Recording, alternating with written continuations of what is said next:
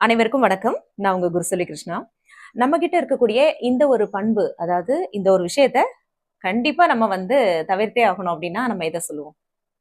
நமக்கு வரக்கூடிய கோவம் தான். அதாவது ஆத்திரம் அப்படின்னு சொல்லுவாங்க இல்லையா? பொறுமை இல்ல அது. நமக்கு பேசிக்காவே கோவம் எல்லாருக்குமே வரக்கூடியது தான்.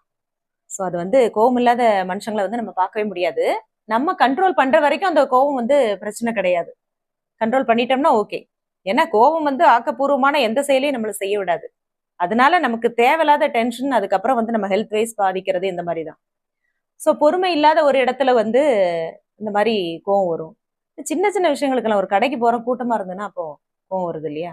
ஒரு சாப்பாடு செய்யறதுக்கு நேரம் ஆச்சுன்னா கோவம் வருது. குழந்தைங்க கிட்ட ஏதாவது வெளியில போயிட்டு வருவோம், அங்க இருக்க டென்ஷனை குழந்தைங்க கிட்ட காமிப்போம். சம்டைம்ஸ் வீட்டுல இருக்க பொருட்கள்லாம் உடைச்சிட்டு இருப்போம். ஸோ இது திரும்ப வாங்கணும்ன்ற ஒரு ஒரு அது என்ன சொல்றது, அந்த ஒரு யோசனை இருந்ததுன்னா நம்ம அதை செய்வோமா? யோசிக்கணும். நம்ம தானே வாங்கணும். அப்ப அதுக்கும் செலவு பண்ணணும்ல. சோ இந்த கோபம் அப்படிங்கிறது நம்ம ஒரு விஷயத்த அதாவது ஏதாவது ஒரு எக்ஸ்பெக்டேஷன் வச்சிருப்போம். அது நடக்காத ஒரு சூழ்நிலையில இந்த மாதிரி நிறைய இடங்கள்ல வர்றதுக்கு வாய்ப்புகள் இருக்கு. அதான் சொல்றேன்ல, கோபம் அப்படிங்கிறது எல்லாருக்கும் இயற்கையா உள்ளதுதான். நம்ம கட்டுப்படுத்துற வரைக்கும்.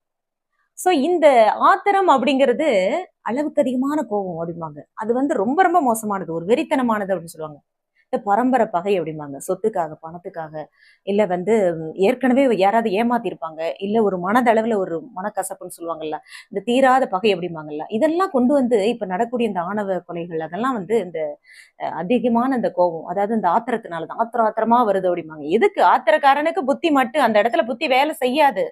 அதுதான் முன்னோர்கள் பழமொழி வாயிலா சொல்லியிருக்காங்க. இப்போ அந்த இடத்துல நம்ம என்ன செய்யணும்? கொஞ்சம் பொறுமையா இருக்கணும். உடனே ஆத்திரத்துல எந்த முடிவும் எடுக்கக்கூடாது. கொஞ்ச நேரம் வெயிட் பண்ணி பாருங்க. கண்டிப்பா செல்ஃப் கவுன்சிலிங் பண்ணுங்க. ஏன்னா நீங்க இத செய்யறதுனால பின்னாடி என்ன விளைவுகள் அப்படிங்கறத யோசிங்க. உன் குடும்பம் பாதிக்கப்படும். நீ தண்டனையில இருந்து தப்ப முடியாது.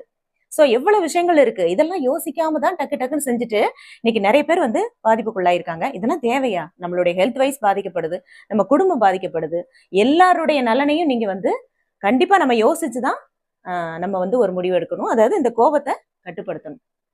சோ இதுதான் இன்றைய முக்கியமான பதிவு. பிடிச்சிருந்தா லைக் பண்ணி, ஷேர் பண்ணி, கமெண்ட் பண்ணுங்க. இது நம்மளுடைய ஆலிசல் சேனல். நன்றி.